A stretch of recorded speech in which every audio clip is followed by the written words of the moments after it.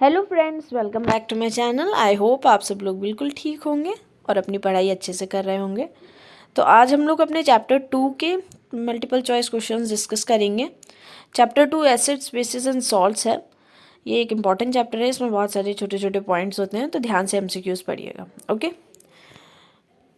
तो यहाँ पे जो फर्स्ट क्वेश्चन है उसमें पूछा गया है what happens when a solution of acid is mixed with solution of base in a test tube. अगर आप एसिड को बेस से मिक्स करते हैं तो क्या होता है। देखिए, ये कैसी रिएक्शन होती है, न्यूट्रलाइजेशन रिएक्शन होती है, सबको ही पता है। एसिड बेस को मिक्स करो, सॉल्ट का फॉर्मेशन होता है, साथ में वाटर रिलीज होता है। ये एक एक्सोथर्मिक रिएक्शन होती है। कभी कभार तो आपका क्वेश्चन ही पूछ लिया जाता है व्हाट इज़ न्यूट्रलाइजेशन रिएक्शन, तो आपको पूरी लिखनी होती है उसकी डेफिनेशन, एक एग्जाम्पल देना होता है प्रॉपर तरीके से एसिड बेस का रिएक्शन। ठीक है, तो इसमें क्या होता है, एक्सोथर्मिक रिएक्शन है तो क्या होगा, temperature of the solution will increase, तो ये फर्स्ट ऑप्शन सही हो जाएगा। Temperature of solution decrease, second गलत हो जाएगा। फिर temperature of the solution remain same, ये भी गलत हो जाएगा। And salt formation takes place, हाँ तो फर्स्ट और फोर्थ सही है आपका यहाँ पे, तो फर्स्ट एंड फोर्थ आपका दे रखा हुआ है ऑप्शन डी, तो ऑप्शन डी करेक्ट हो जाएगा। ओके, नेक्स्ट क्वेश्चन पे जाते हैं। नेक्स्ट क्वेश्चन में बोला गया है aqueous solution turns red litmus solution blue, excess addition of which of the solution would reverse the change। ध्यान से पढ़िए, यहाँ पे बोला गया एक एक्वस सोल्यूशन है जो रेड लिटमस को ब्लू में कन्वर्ट कर देता है। तो रेड लिटमस को ब्लू में कौन कन्वर्ट कर देता है, बेसिस कन्वर्ट कर देते हैं। बट यहाँ पे बोला गया है कि excess addition of which of the solution would reverse the change. कौन सा सोल्यूशन हम इसमें ऐड कर दें, बेस में ऐड कर दें, जिससे कि अब ये रेड लिटमस को ब्लू में ना टर्न करे। तो एसिड को बेस को न्यूट्रलाइज करने के लिए क्या ऐड करना चाहिए, उसमें हमें एसिड ऐड करना चाहिए। तो ऑप्शंस में ढूंढिए एसिड कहाँ पे, बेकिंग पाउडर भी एसिड नहीं है, लाइम भी एसिड नहीं है, अमोनियम हाइड्रोक्साइड सोल्यूशन भी एसिड नहीं है, ये तीनों गलत हो गए। तो एसिड तो हमारा सिर्फ हाइड्रोक्लोरिक एसिड है, तो ये हमारा करेक्ट आंसर हो जाएगा। क्वेश्चन को ध्यान से पढ़िएगा, इसमें ये नहीं पूछा गया था कौन सा सब्सटेंस रेड लिटमस को ब्लू में चेंज कर रहा है, जबकि ये पूछा गया था कि किसको ऐड करने से उसका जो नेचर है वो चेंज हो जाएगा। मतलब अब लिटमस पेपर उसको चेंज नहीं करेगा, लिटमस पेपर चेंज नहीं होगा। ओके, नेक्स्ट क्वेश्चन देखते हैं। नेक्स्ट क्वेश्चन देखिए, यहाँ पे बोला गया during the preparation of hydrogen chloride gas on a humid day the gas is usually pass through the guard tube containing calcium chloride, the role of calcium chloride taken in the guard tube is. अगर आप hydrogen chloride का मतलब HCl का preparation कर रहे हैं gas का एक ह्यूमिड डे में, मतलब मॉइस्चर कंटेंट ज़्यादा है उस समय एटमॉस्फेयर में, जैसे रेनी सीजन में ज़्यादा होता है, तो यहाँ पे बोल रहे हैं तो gas is usually pass through a गार ट्यूब। जब गैस प्रिपेयर हो जाती है उसको गार ट्यूब के थ्रू निकाला जाता है, तो उसको उसमें क्या एक केमिकल होता है, कैल्शियम क्लोराइड होता है। तो कैल्शियम क्लोराइड क्यों डाला जाता है, क्यों गार ट्यूब में यूज़ होता है। देखो, जब मॉइस्चर में क्या होता है, वाटर होता है, तो एसिड के साथ वो रिएक्ट कर सकता है, इसलिए ना वाटर को सब एब्जॉर्ब करने के लिए हम लोग कैल्शियम क्लोराइड डालते हैं। ये ना वाटर को सारा एब्जॉर्ब कर लेता है, ठीक है, कैल्शियम हाइड्रोक्साइड बना लेता है बाद में, जो कि रिएक्ट नहीं कर रहा है एसिड के साथ। तो यहाँ पे मॉइस्चर को एब्जॉर्ब करने के लिए कैल्शियम क्लोराइड को यूज़ करते हैं। तो मॉइस्चर एब्जॉर्ब करने का पॉइंट कहाँ पे दे रखा हुआ है, ऑप्शन सी में, absorb the moisture from the gas, तो ये करेक्ट हो जाएगा। ओके, तो यहाँ पे जो कैल्शियम क्लोराइड है वो किस तरीके से एक्ट कर रहा है, डिहाइड्रेटिंग एजेंट। डिहाइड्रेटिंग के बारे में तो हम लोग पहले भी पढ़ चुके हैं कि जो चीज़ पानी अब्जॉर्ब कर लेती है वो डिहाइड्रेटिंग एजेंट होता है। हम लोगों ने कार्बोनेट्स कंपाउंड्स में भी पढ़ा था, कौन सा होता है डिहाइड्रेटिंग एजेंट, H2SO4 होता है, वो क्या करता है, पानी अब्जॉर्ब कर लेता है। नेक्स्ट क्वेश्चन पूछा गया which of the following salt does not contain water of crystallization. Water of crystallization आप लोग जानते होंगे, जब भी किसी का केमिकल फार्मूला लिखते हैं तो क्या लिखते हैं हम लोग, जैसे अभी मैं लिख रही हूँ ब्यूविट्रियोल, क्या होता है ब्यूविट्रियोल, CaSO4 मतलब कैल्शियम सल्फेट डॉट 5H2O। तो ये जो डॉट लगा के 5H2O लिखते हैं ना, इसे कहते हैं ना वाटर ऑफ क्रिस्टलाइजेशन। कितना है इसका, 5 है। तो इनमें से किसके पास वाटर ऑफ क्रिस्टलाइजेशन नहीं होता है। देखो, ब्लू विट्रियोल का तो फॉर्मूला मैंने लिख दिया, बेकिंग सोडा का पता होगा आप लोगों को, वॉशिंग सोडा में भी होता है, जिप्सम में भी होता है। तो बेकिंग सोडा कैसा होता है, एक एमॉर्फस पाउडर होता है जिसमें कि क्रिस्टलाइन नेचर का नहीं होता। जिप्सम का फॉर्मूला में क्या होता है, डॉट डॉट 2H2O आ जाता है, ठीक है। वॉशिंग सोडा में क्या होता है, वाटर के 10 मॉलिक्यूल्स होते हैं, 10H2O आ जाते हैं, उसके फॉर्मूला के आगे आप ऐसे लिख देते हैं, ठीक है। तो यहाँ पे जो करेक्ट ऑप्शन हो जाएगा वो हो जाएगा आपका option B, baking soda. Okay, next पूछा गया है sodium carbonate is a basic salt because it is a salt of. अच्छा, कोई बेसिक सॉल्ट है या कोई एसिडिक सॉल्ट है, ये कैसे पता चलता है? जब किसी भी सॉल्ट के फॉर्मेशन में स्ट्रॉन्ग बेस का यूज़ होता है और साथ में वीक एसिड का यूज़ होता है तो उसका नेचर बेसिक सॉल्ट होगा, क्योंकि वहाँ पे हम लोगों ने कैसा बेस यूज़ किया है, जो चीज़ स्ट्रॉन्ग होती है वो चीज़ उसका नेचर डिफाइन करती है। अगर आपने स्ट्रॉन्ग एसिड की यूज़ किया है तो वो एसिडिक सॉल्ट होगा, ठीक है। अगर आपने स्ट्रॉन्ग बेस यूज़ किया है फिर वीक एसिड यूज़ किया है तो वो बेसिक सॉल्ट होगा। तो यहाँ पे अगर ये बेसिक सॉल्ट है इसका मतलब है आपने स्ट्रॉन्ग बेस यूज़ किया है। तो स्ट्रॉन्ग बेस कहाँ पे दिया गया है? दो ऑप्शंस में दे रखा हुआ है, फर्स्ट एंड लास्ट में। उसके बाद आपको स्ट्रॉन्ग बेस के साथ में वीक एसिड को यूज़ करना है। अगर स्ट्रॉन्ग एसिड यूज़ कर लेंगे तो कोई नेचर न्यूट्रलाइज हो जाएगा, ठीक है, दोनों ही स्ट्रॉन्ग अच्छा सॉल्ट बनेगा। बट बेसिक नेचर चाहिए तो हमें सिर्फ स्ट्रॉन्ग बेस यूज़ करना है, साथ में वीक एसिड यूज़ करना है। तो ऑप्शन डी बिल्कुल करेक्ट होगा, ए गलत हो जाएगा।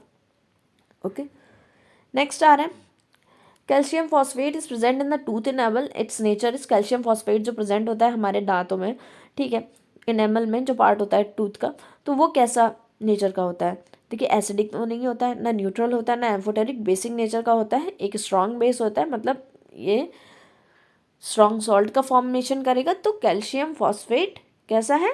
बेसिक है नेचर में, बस याद रखिएगा आप लोग इसको, बेसिक नेचर का होता है। नेक्स्ट क्वेश्चन देखिए,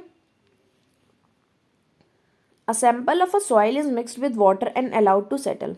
सॉइल को पानी में मिक्स करा जा रहा है, उसको सेटल होने दिया जा रहा है। फिर a clear supernatant solution turns the pH paper yellowish green. फिर क्या कर रहा है, उसमें एक पीएच को डिप कर रहे हैं हम लोग, फिर वो जो पीएच पेपर है वो येलोइश ऑरेंज हो जा रहा है, ठीक है। विच of the following would change the colour of pH paper two greenish blue.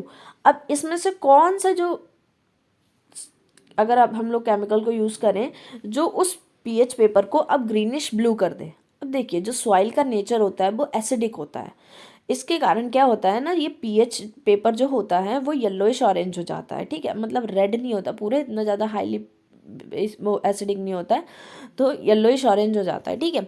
तो बट अब हम लोग क्या करेंगे, अगर सॉइल एसिडिक नेचर की होती है तो उसको हमें बेसिक टर्न करना है, मतलब उसको पीएच को ग्रीनिश ब्लू करना है, तो हमें कोई बेस यूज़ करना होगा। लेमन जूस में भी सिट्रिक एसिड होता है, विनेगर में भी एसिड होता है, कॉमन सॉल्ट तो कुछ नहीं करेगा पीएच पेपर को। जो एंटा एसिड होता है वो कैसा नेचर में होता है? बेसिक होता है नेचर का। देखिए, नाम उसका एंटा एसिड है बट वो नेचर कैसा होता है उसका? बेसिक होता है। इसलिए तो हम लोग यहाँ पे एंटा एसिड यूज़ करेंगे जिससे वापस से रेड वाला जो पेपर है वो ब्लू में कन्वर्ट हो जाए। ओके, नेक्स्ट क्वेश्चन में जाते हैं। Question number 8, which of the following gives correct increasing order of acidic strength. बहुत अच्छा क्वेश्चन है, सबको ही पता होगा। देखिए, सबसे ज़्यादा स्ट्रॉन्ग एसिड मिनरल एसिड होते हैं जो कि आयन से बनते हैं, जैसे HCl है, H2SO4 है, ये सारे स्ट्रॉन्ग एसिड्स होते हैं। उसके बाद जो ऑर्गेनिक एसिड्स होते हैं वो थोड़े वीक एसिड्स होते हैं, जैसे एसिटिक एसिड है, CH3COOH जो है एसिटिक एसिड है, ठीक है, या HCHO फॉर्मेट एसिड है। उसके बाद जो वाटर होता है वो तो न्यूट्रल ही होता है नेचर में, उसका pH 7 होता है। तो यहाँ पे सबसे ज़्यादा स्ट्रॉन्ग कौन सा होगा? हाइड्रोक्लोरिक एसिड सबसे ज़्यादा स्ट्रॉन्ग होगा, फिर एसिटिक एसिड होगा, फिर वाटर का। तो इसको आपको असेंडिंग ऑर्डर में या अरेंज करना था, जो सबसे ज़्यादा स्ट्रॉन्ग है उसको सबसे पहले, फिर उसके बाद एसिटिक एसिड, फिर वाटर। ओके, वाटर तो न्यूट्रल होता है नेचर में। यहाँ पे बोला गया है क्वेश्चन नंबर 9 पे, देखते हैं। A few drops of concentrated acid accidentally spills over a hand of a student, what should be done। अगर किसी बच्चे के हाथ में एक्सपेरिमेंट करते वक्त क्या हुआ, उसके हाथ पे एसिड गिर गया है, तो क्या करना चाहिए? Was the acid with saline solution? No, जिसमें सलाइन का मतलब जिसमें सॉल्ट प्रेजेंट है, वैसे सोल्यूशन से वॉश करिए? नहीं, बिल्कुल भी नहीं करना चाहिए। एसिड गिरा है तो एसिड को न्यूट्रलाइज करने के लिए हमें उस पर क्या लगाना चाहिए? एक तरीके से बेस को लगाना चाहिए, ठीक है। तो यहाँ पे कह रहे हैं wash the hand immediately with plenty of water, जो सेकंड ऑप्शन बोल रखा हुआ है, wash the hand immediately with plenty of water and apply the paste of sodium hydrogen carbonate.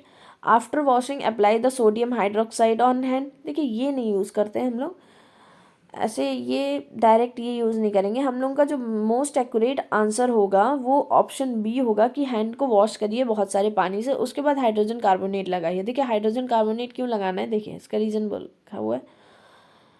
Washing affected hand with plenty of water will reduce the concentration of acid. पहले तो dilute कर देंगे हम लोग उस एरिया को, ठीक है, बहुत ज़्यादा पानी डालेंगे। रिमेनिंग ट्रेसेस ऑफ एसिड्स, मतलब जितना भी अब एसिड बचा होगा पानी से रिमूव होने के बाद जितना बचा होगा उसको क्या करेंगे? Remaining traces of acid can be neutralised by applying paste of hydrogen carbonate which is basic in nature Though NaOH is also base but it is corrosive in nature, hence it is not used to neutralize. ये nature इसका corrosive होता है थोड़ा सा, ठीक है. corrosive मतलब corrosion cause कर देता है, तो मतलब वो उतना अच्छा इफेक्ट नहीं लाएगा जितने अच्छे तरीके से हैंड के लिए, स्किन के लिए आप हाइड्रोजन कार्बोनेट न्यूट्रलाइज करेगा उसको, ठीक है. तो इसको ध्यान रखिएगा, ये थोड़ा सा अच्छा क्वेश्चन है. आप लोग सोडियम हाइड्रोक्साइड को भी प्रेफर कर देंगे, क्या देंगे, ये भी बेस है. फिर इसमें भी, इसमें तो चलो वाटर ही नहीं यूज़ किया है, तो ये 2 पॉइंट आपको कंफ्यूज कर सकते हैं. बट सोडियम हाइड्रोक्साइड के कोरोसिव नेचर के कारण हम उसको प्रेफर ना करके हम लोग किसको यूज़ करेंगे, हाइड्रोजन कार्बोनेट को यूज़ करेंगे. ओके, नेक्स्ट क्वेश्चन पे जाते हैं. Question number 10. Sodium hydrogen carbonate when added to acetic acid evolves gas. Which of the following statements are true about the gas evolved? जब सोडियम हाइड्रोजन कार्बोनेट को हम लोग acetic acid के साथ react कराते हैं तो वो एक गैस का फॉर्मेशन करते हैं, ठीक है. तो इसमें से क्या क्या चीज़ें होती हैं, ठीक है. सबसे पहले क्या बोल रखा हुआ है, it turns lime water milky. जो गैस इवॉल्व हुई वो लाइम वाटर को मिल्की अपीयरेंस देती है. पता होगा आप लोगों को लाइम वाटर को मिल्की अपीयरेंस कौन देता है, ठीक है. It extinguish the burning splinter. वो जो कोई भी चीज़ जल रही होती है तो उसको बर्निंग स्प्लिंटर को, फायर को बंद कर देती है, एक्सटिंग्विश कर देती है. या it dissolve the solution of sodium hydroxide, या इट हैज़ पंजेंट ओडर. तो यहाँ पे कौन सी गैस इवॉल्व हो रही है आप लोगों को पता होना चाहिए. कौन सी गैस इवॉल्व होगी. सबसे पहले देखिए, अगर आपको ये रिएक्शन भी नहीं आती है ना तो आप पता ईजिली बता सकते हैं, ये तो सबको ही पता होता है कि फायर एक्सटिंग्विशर में कौन सी गैस यूज़ होती है, कार्बन डाइऑक्साइड यूज़ होती है ना. तो कार्बन डाइऑक्साइड एक्सटिंग्विश करने के लिए फायर यूज़ होती है, ठीक है. और यहाँ पे सोडियम हाइड्रोजन कार्बोनेट में आपको कार्बोनेट दिख रहा है. कार्बोनेट से आपको पता चल जाएगा कि CO2 गैस निकल रही है, और CO2 गैस एक्सटिंग्विश करती है फायर को, तो सेकंड ऑप्शन तो सही है, ठीक है. दूसरा, इसका जो स्मेल होती है वो पंजेंट नहीं होती, तो फोर्थ तो कहीं पे नहीं होगा. तो फोर्थ तो C और D से आप इसे एलिमिनेट कर सकते हैं, ठीक है. It dissolve the solution of sodium hydroxide. भाई गैस नहीं डिजॉल्व करती है सोल्यूशन सोडियम हाइड्रोक्साइड के, तो ये भी नहीं होगा, ऑप्शन 3 भी नहीं होगा. तो आप एलिमिनेट भी कर सकते हैं. कभी कभी क्या होता है हम लोगों को नहीं पता है अच्छे से, तो आप एलिमिनेशन वाला रूल अप्लाई कर लीजिए, ठीक है. और लाइम वाटर को मिल्की टर्न कर देती है ये CO2. और ये दोनों पॉइंट दोनों सही लग रहे हैं मुझे, तो ऑप्शन A को आप प्रेफर कर दीजिएगा. अगर आपको अच्छे से पता भी नहीं है तो हो सकता है आपका आंसर ऐसी. अब यहाँ पे नेक्स्ट क्वेश्चन पे जाते हैं.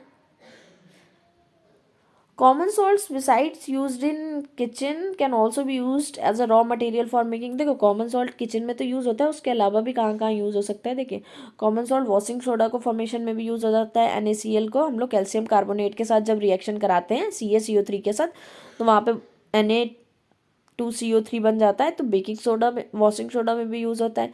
ब्लीचिंग पाउडर में भी क्या होता है, NaCl HCl यूज़ होते हैं. उसके बाद गैसेस का फॉर्मेशन होता है, तो वहाँ से आप ब्लीचिंग पाउडर भी बनाने में हेल्प कर सकते हैं. हाँ, बेकिंग सोडा और सेक लाइम में नहीं यूज़ होता है कॉमन सॉल्ट, वॉशिंग सोडा और ब्लीचिंग पाउडर में यूज़ होता है. तो ये जो रिएक्शंस है ना इस चैप्टर की, कुछ इंपॉर्टेंट है, इनके नेम याद कर लीजिएगा. Baking soda, washing soda, blue vitriol, gypsum, ठीक है. इन सभी के केमिकल नेम्स आप लोगों को अच्छे से याद होने चाहिए. ओके, ठीक है. इसके लिए मैं एक शॉर्ट भी बना दूंगी, सारे इंपॉर्टेंट केमिकल नेम्स उसमें और उनके केमिकल फार्मूलाज, तो आप लोग वहाँ से भी चेक कर लीजिएगा. ओके, तो आज के लिए इतने क्वेश्चंस रखते हैं. नेक्स्ट चैप्टर की भी वीडियो मैं आज इवनिंग तक डाल दूंगी, आप लोग उसे देख लीजिएगा. और अगर वीडियो पसंद आ रही हो तो इसे लाइक ज़रूर करिएगा और इसे अपने फ्रेंड्स के साथ भी शेयर करिएगा. So make sure to like, share and subscribe. Thank you for watching this video.